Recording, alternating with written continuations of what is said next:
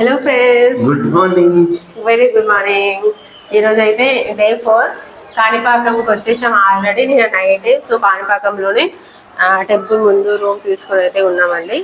ఇప్పుడు morning 6 o'clock అవుతుంది. 5:18, 6 కూడా కాలేదండి ఇంకా. సో టెంపుల్కి స్టార్ట్ అయిపోయాం. ఆల్రెడీ 3 o'clockకి నిద్ర లేచామండి, ఎర్లీ మార్నింగ్. చూడండి ఇక్కడైతే చాలా రష్ ఉంది.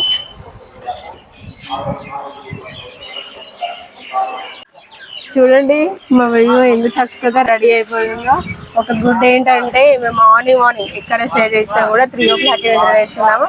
సో అలా మేము బ్రష్ చేసి రెడీ అవుదాం, స్నానం చేద్దాం అనే లోపే బియ్యా నిద్ర లేస్తుందండి. అది ఒక్కటి మాకు బెనిఫిట్ అవుతుంది. ఎందుకంటే మళ్ళీ బియ్యా నిద్ర లేట్ లేస్తే మాత్రం మళ్ళీ మేము రెడీ అయ్యాక తను స్నానం చేయించడం, రెడీ చేయడం అంటే చాలా లేట్ అవుతుంది. ఇంకా అదొక్కటి చాలా బెస్ట్ అవుతుందండి మా పాప వల్ల.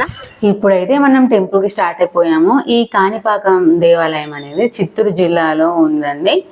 ఈ చిత్తూరు నుండి 11 కిలోమీటర్ల దూరంలో అయితే ఉంది. ఆ తర్వాత తిరుపతి నుంచి 68 కిలోమీటర్ల దూరంలో ఉందండి. ఈ దేవాలయాన్ని 11వ శతాబ్ద ప్రారంభంలో చోళరాజు మొదటి కులుత్తుంగ చోళుడు నిర్మించాడు.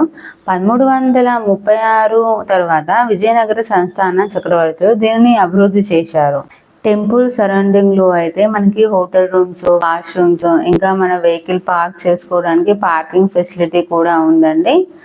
ఇక్కడైతే మనం లగేజ్ పెట్టుకోవడానికి లగేజ్ కౌంటర్ కూడా ఉంది. మొబైల్స్ అయితే లోపల అల్లో లేదండి. మనం దర్శనానికి వెళ్లే ముందు మన మొబైల్స్ ని మొబైల్ కౌంటర్ లో పెట్టి వెళ్లాల్సి వస్తుంది. ఈ కాణిపాకాన్ని హరిహర క్షేత్రం అని కూడా అంటారు. ఒకే ప్రాంగణంలో శైవ దేవాలయాలు ఇంకా మణికంఠేశ్వర ఆలయాలు కూడా ఉన్నాయి. మరియు వరదరాజు టెంపుల్ ఇంకా వైష్ణవ దేవాలయం కూడా ఉంది. ఈ క్షేత్రం గొప్ప ఉపాసన సంబంధమైన క్షేత్రం అని అనడానికి గుర్తు ఏమిటంటే భూమికి సమతలంగా కాకుండా నూతిలో స్వామివారు వెలిశారు.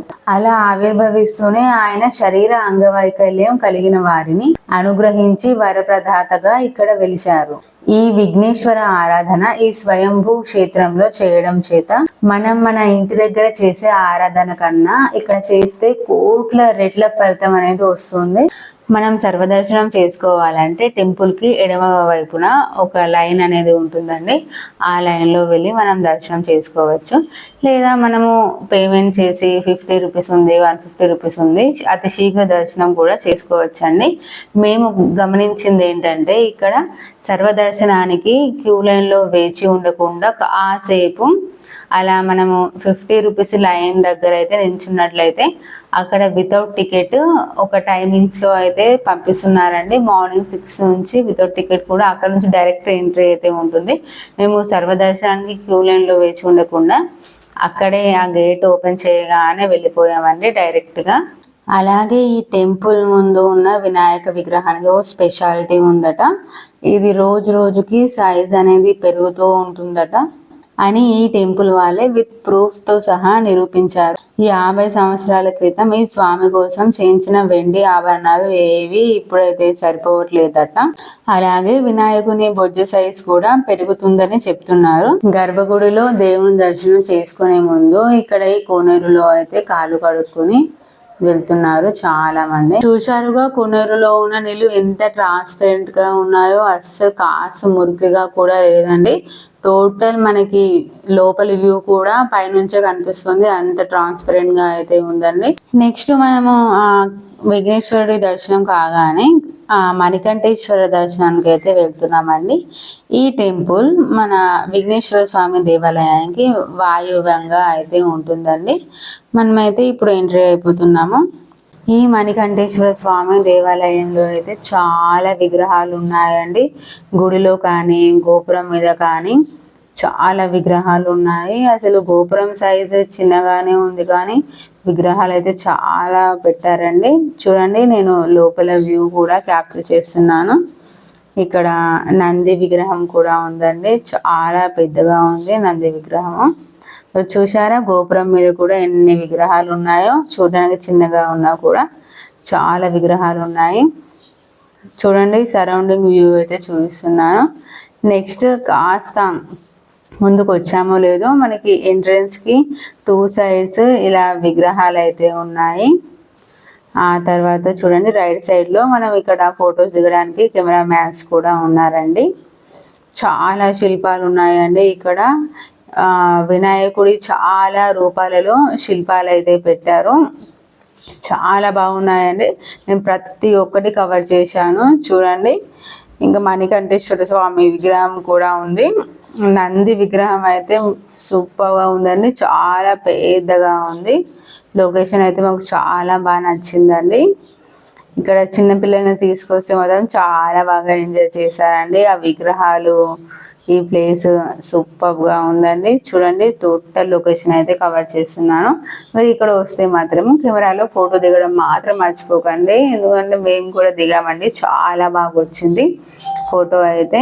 మనం మన మొబైల్స్లో కూడా ఫోటో దిగుతాం, కానీ పుణ్యక్షేత్రాలకి వెళ్ళినప్పుడు అక్కడ కెమెరా మ్యాన్స్ అయితే ఉంటారు కదా, వాళ్ళ దగ్గర ఫోటో దిగితే ఒక 5 minutesలోనే మనకి ప్రింట్ అనేది చేతికిస్తారండి. ఆ ప్రింట్ని మనం ఇంటికి తీసుకెళ్ళి ఫ్రేమ్ చేయించుకొని పెట్టుకుంటాం, ప్రతిరోజు చూస్తాము. కానీ మొబైల్లో ఫొటోస్ మాత్రం ఎప్పుడో ఒకసారి చూస్తాము. అందుకే మేమైతే పుణ్యక్షేత్రాలకి వెళ్ళినప్పుడల్లా అక్కడైతే కెమెరాలో ఫోటో దిగుతాము. లైఫ్ లాంగ్ మర్చిపోలేని మెమొరీ అండి. ప్రతిరోజు చూస్తూనే ఉంటాము. మనం సినిమాలో చూసుంటాం, ఎవరైనా అబద్ధాలు ఆడితే గుడి మెట్లు ఎక్కిస్తాము, రండి ఇక్కడ గుడి మెట్లు ఎక్కి అదే మాట చెప్పండి అని, గుర్తుందా? సేమ్ ఇలాగే అండి. ఇక్కడ ఈ చుట్టుపక్కల విలేజ్ వాళ్ళు అగాఢ నమ్మకం ఏంటంటే ఇక్కడ ఎవ్వరు అబద్ధాలు ఆడరు గుడి మెట్లు ఎక్కి గుడి వద్దల. సో అందుకే ఇక్కడ ఏంటంటే ఆ ప్రత్యేకత, ఇక్కడ ఎవరైనా అబద్ధాలు ఆడితే మాత్రం వాళ్ళకు జరిగే నష్టం అయితే ఊహించలేము. అందుకే ఆ భయంతోనే ఎవ్వరు కూడా అబద్ధాలు మాట్లాడేవారు కాదు.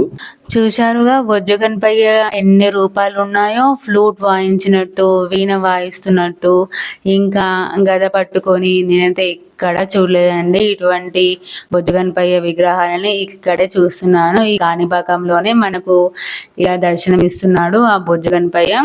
చాలా హ్యాపీగా అనిపించిందండి. చిన్నపిల్లల్ని తీసుకొస్తే మాత్రం చాలా ఎంజాయ్ చేస్తారు ఈ ప్లేస్లో ఆ బొజ్జగన్పయ్య విగ్రహాలను చూసి. చూడండి వియా అయితే ఎగ్జిట్ అవుతున్నామో లేదో అప్పుడు నిద్ర లేచింది. అందుకే కొన్ని క్లిప్స్ అయితే తీసి పెట్టుకుందామని వియాని ఇలా నది దగ్గర కూర్చోబెట్టానండి.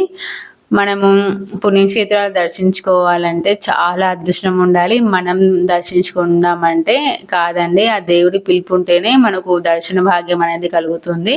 మాకైతే ఇన్నాళ్ళ కలిగింది ఈ దర్శన భాగ్యం. వియాగైతే చూడండి ఇంత చిన్న వయసులో అన్ని పుణ్యక్షేత్రాలు దర్శనం చేసుకుంది. వియా పుట్టినరోజు సందర్భంగా 1 week అన్ని పుణ్యక్షేత్రాలు దర్శనం చేసుకున్నామండి.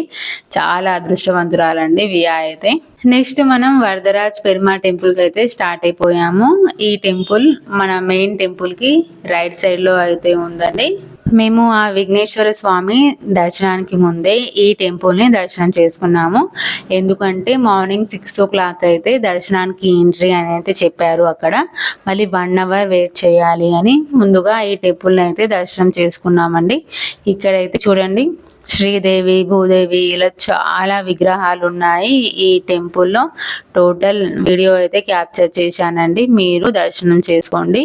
వియా అయితే ఇప్పుడు దర్శనానికి మేము అలా స్టార్ట్ అవుతామో లేదో తనైతే నిద్రలోకి జారుకుంటుంది, ఎప్పుడు అంతేనండి. ఈ వరదరాజ్ పెరుమా టెంపుల్కి 2 entrances అయితే ఉన్నాయండి. నేను మెయిన్ ఎంట్రెన్స్ నుంచి వ్యూ చూస్తున్నాను. చూడండి సరౌండింగ్ లొకేషన్ అంతా. మనం టెంపుల్కి స్టార్ట్ అయ్యాం కదా, మా విఘ్నేశ్వర దర్శనానికి ముందే ఈ టెంపుల్ అయితే ఉంటుందండి రైట్ సైడ్లో. చూడండి టోటల్ లొకేషన్ అయితే కవర్ చేశాను. కాణిపాకంలో ఉన్న మందిరాలన్నీ వీడియో రూపంలో అయితే క్యాప్చర్ చేసి మీ ముందుకు ఉంచానండి. సో మీకు కనుక ఈ వీడియో నచ్చితే ఒక లైక్ అయితే చేయడం అస్సలు మర్చిపోకండి. ఇంకా ఈ వీడియోని మీ ఫ్రెండ్స్ అండ్ రిలేటివ్స్కి షేర్ చేయండి. కొత్తగా ఎవరైనా నా ఛానల్ని చూస్తున్నట్లయితే ప్లీజ్ ఛానల్ని సబ్స్క్రైబ్ చేసుకోవడం మాత్రం మర్చిపోకండి. ఓకేనా? థ్యాంక్ యూ అండి.